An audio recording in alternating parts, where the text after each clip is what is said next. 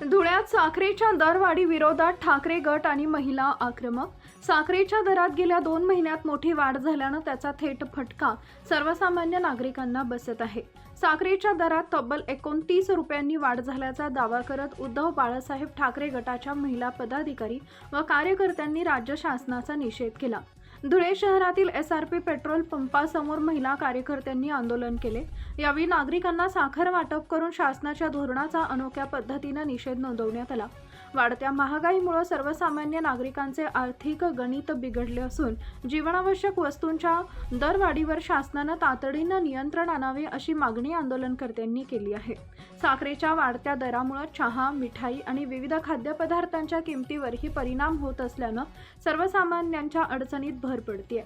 शासनाने दरवाढ रोखण्यासाठी ठोस उपाययोजना कराव्यात अशी मागणी यावेळी करण्यात आली। भारताचं सरासरी साखरेचं उत्पादन 370 ते 380 लाख टन आहे।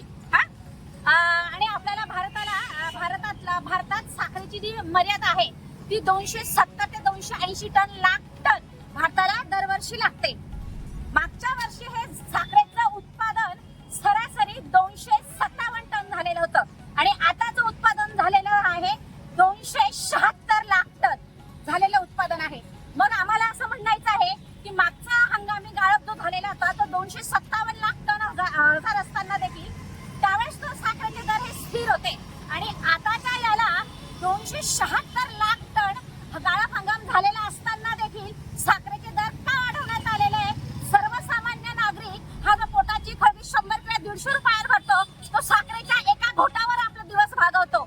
ह्या सरकारने तो घोट देखील साखरेचा कडू केलेला आहे आणि अशा या सरकारच्या विरोधात आम्ही धिक्कार आणि निषेध नोंदवतो।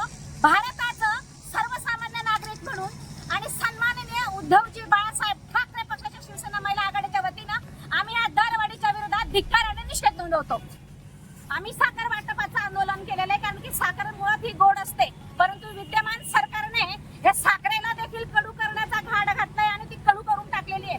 सर्वसामान्यांच्या खिशाला परवडणारे हे दर नाही। आतापर्यंत इतिहासात साखरेचे दर स्थिर राहिले आहेत, थोडेफार 2-4 रुपयांनी वाढलेले आहेत, परंतु आता मात्र 15 आणि 20 रुपयाची वाढ ही अतिशय चुकीची आहे। सरकारने या बाबतीत सगळं त्यांचं हे नोंदवावे आणि ऐन सणासुदीच्या दिवशी ते वाढलेले आहे।